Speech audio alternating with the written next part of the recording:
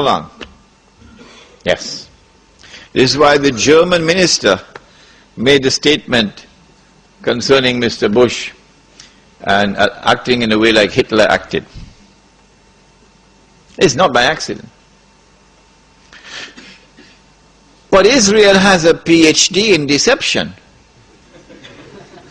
because it's Dajjal at the back of this, the mastermind.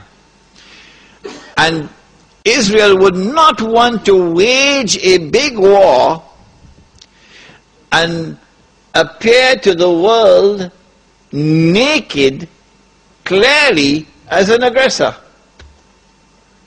No, that's not deception. Israel has to wage her big war and make it appear as though she was only defending herself. The only Muslim I know of who has had the capacity to be able to penetrate the deception that has been going on all these years, the only one I know of, was a man who never went to Al-Azhar University. No, he wasn't the Sheikh. His name was Malcolm X. He's the only man I know of who had that eyes wish to see and could clearly recognize the strategy and the deception. Read Malcolm X. How is Israel going to launch this big war and yet get away from being perceived by the whole of humanity as the aggressor, blatant aggression? You have to come with a good strategy. The strategy is this. Ariel Sharon goes into Masjid al-Aqsa with 1,000 Israeli military with him, with their shoes on, with the full knowledge that this calculated act of extreme provocation must have a response, a fiery response. And as the flames of the new intifada emerge, you must keep it burning by committing upon the Palestinian people more and more atrocities that drive them into a greater and greater rage. This is planning, this is strategy, this is not happening by accident.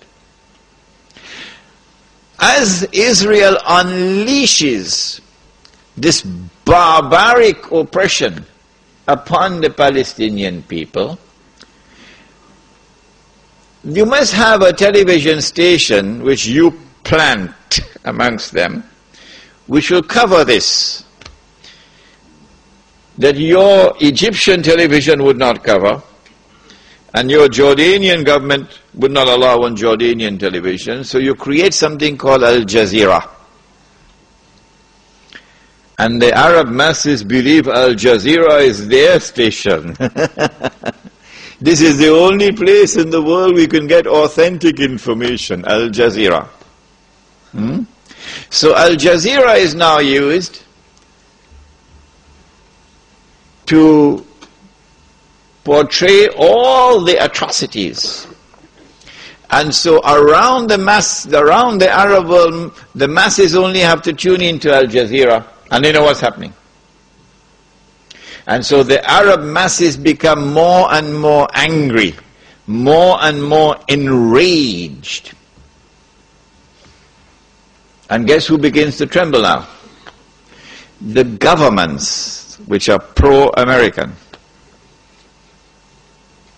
The governments which have entered into peace treaties with Israel. These are the ones who are now trembling because their people are becoming more and more enraged. So Mubarak in Egypt and Saudi Arabia, I don't know, is Fahad or Abdullah, and Abdullah in Jordan, and Sheikh Sabah in Kuwait, etc. Israel has to judge the temperature on the ground in the Arab world. And because Israel has a strategic military alliance with the United States of America, it is when Israel judges the temperature to be hot enough, only then will Israel give the go-ahead to the United States to attack Iraq. Only then. And you have to inform the whole world in advance that you're going to attack Iraq. So the masses must be expecting it. Why? So that when the United States attacks Iraq, you would have the kind of spontaneous outburst from the Arab masses that you want. That they will take to the streets in massive demonstrations. The kind which brought down Zulfikar Ali Bhutto in Pakistan. The kind which brought down His Imperial Majesty, the King of Kings. Which one? Shahin Shah, the King of Kings. They tested this formula. They tested this formula because they were actively involved in all that drama in Iran. Oh yes. Without in any way being uncharitable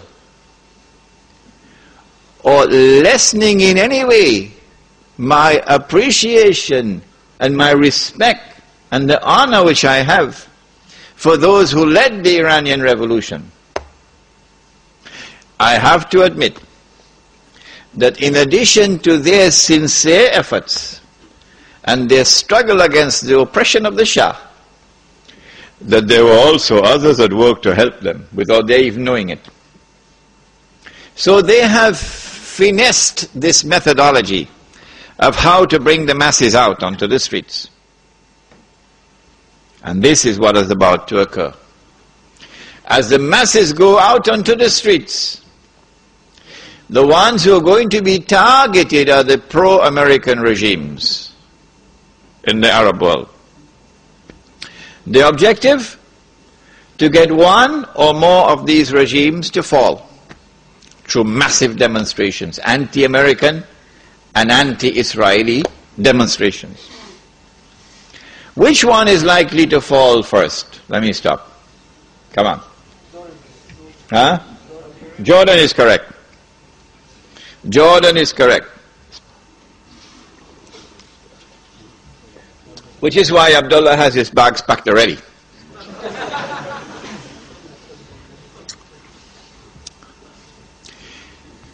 The reason why Jordan is the first to fall, likely to fall, is because more than half of the population of Jordan is Palestinian. And because Jordan shares a border with Israel. If the Jordanian government falls, in consequence of the attack on Iraq, and the Jordanian government, or shall I call it the Anglo-Jordanian government, is now replaced by an anti-American, anti-Israeli, and best of all, a government declaring itself to be Islamic. If that happens, and the Jews are going to be praying for that to happen,